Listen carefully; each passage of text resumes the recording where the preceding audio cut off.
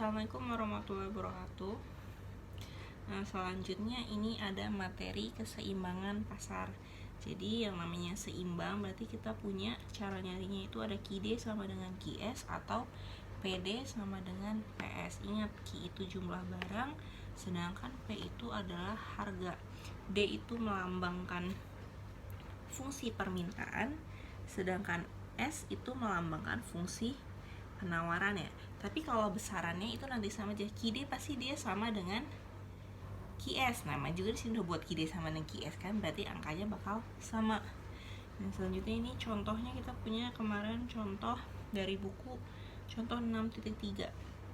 Di soal diketahui QD-nya itu sama dengan 50 min P. Ini yang punya fungsi permintaan. Selanjutnya yang QS-nya itu sama dengan min 10 plus P. Yang mau ditanyakan itu adalah tentukan titik keseimbangan pasar dari QD dan QS. Jadi itu notasinya adalah E ya. Keseimbangan itu notasinya E.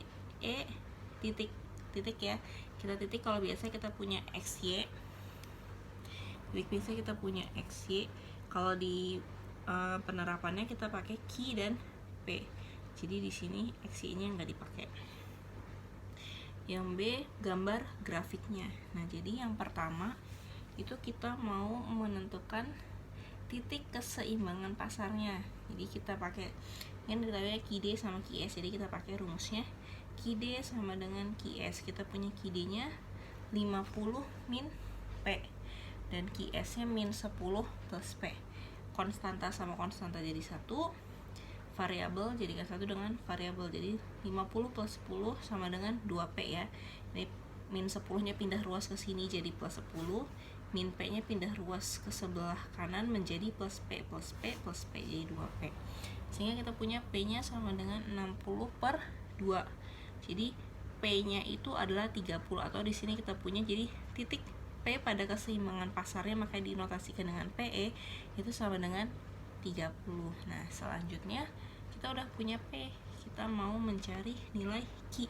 Berarti kita substitusikan aja nih P-nya ke persamaan. Terserah kalian mau substitusinya ke QD-nya boleh, ke QS juga boleh. Hasilnya pasti sama aja.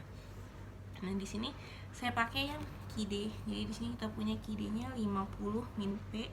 Kita tahu P-nya tadi kita punya 30 ya, dari sini ya. Kok bingung 30 dari mana? Dari sini ini ya. Dari sini 30.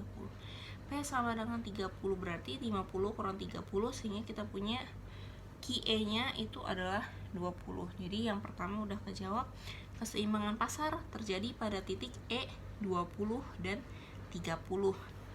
Selanjutnya yang kedua disuruh gambar grafiknya. Berarti kalau kita gambar grafiknya itu grafik fungsi permintaan dengan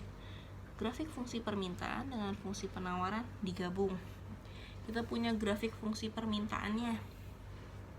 Itu kita mau buat grafik fungsi permintaan, kita perlu apa? Yang pertama kita perlu PA ya. PA itu adalah harga maksimum pada saat Q sama dengan 0 nih.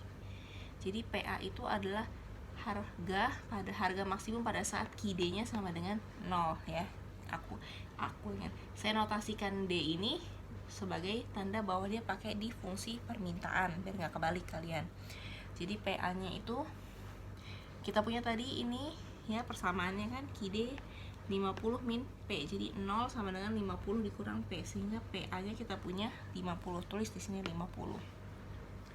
Selanjutnya kalau kita mau menggambar fungsi permintaan tadi, kita perlu PA ya, harga maksimum. Kita juga perlu jumlah maksimum. Jumlah maksimum sama ya, cuma di sini nggak saya tulis. Jumlah maksimum itu adalah nilai Q pada saat P sama dengan 0, jadi kebalikannya. Nah, berarti dari sini kalau P-nya 0 berapa? Q-nya 50 ya. Makanya di sini Q-nya 50 juga. Kita udah punya fungsi permintaannya. PA-nya 50 dengan Q maksimumnya 50. Kita tarik garisnya. Mau narik garis nanti belakangan juga boleh, yang penting kita udah punya titik-titiknya dulu. Selanjutnya kita kalau mau buat fungsi penawaran, kita perlu yang namanya PB. PB itu adalah harga minimum. Jadi harga minimum pada saat QS sama dengan 0. Ingat kalau tadi QD 0, yang sekarang QS 0. Ya, jadi fungsi yang dipakai itu berbeda. Nah, selanjutnya PB itu adalah harga minimum pada saat QS sama dengan 0, sehingga kita QS-nya kita punya 0 sama dengan min 10 plus P. Jadi P-nya adalah sama dengan 10 atau PB ya di sini. Di sini tulis PB-nya 10. Kita udah punya 50, 10, 50. Tadi titik keseimbangannya berapa yang kita punya? Titik keseimbangan kita punya 20 dengan 30. Berarti di sini Q-nya 20, P-nya 30. Q-nya 20, P-nya 30. Tarik titiknya. Kalau kalian ngegambarnya dimensinya sesuai antara sumbu P dengan sumbu Q, itu pasti nanti dia pas bertemu di titik potongnya, itu adalah pada saat titik keseimbangan. Nah, jadi titik potongnya itu adalah titik keseimbangan. Nah, selanjutnya tinggal ditarik garis. Jadi ngegambarnya seperti itu. Ngegambar itu yang diperlukan, pertama kita perlu titik keseimbangannya ya. Jadi yang pertama kita perlu titik keseimbangannya. Kemudian kita perlu PA, yaitu harga maksimum pada fungsi permintaan pada saat Q-nya sama dengan 0. Selanjutnya kita perlu PB. PB itu adalah harga minimum pada fungsi penawaran saat Q sama dengan 0. Selanjutnya kita perlu Q maksimum. Q maksimum pada fungsi permintaan itu adalah besaran Q pada saat P-nya sama dengan 0 ya. Jadi kalau fungsi permintaan sama, yang satu Q-nya 0, yang satu P-nya 0. Kalau yang fungsi penawaran cuman yang Q-nya aja sama dengan 0. Kalau P-nya yang 0 ada nggak, Bu? Nggak ada.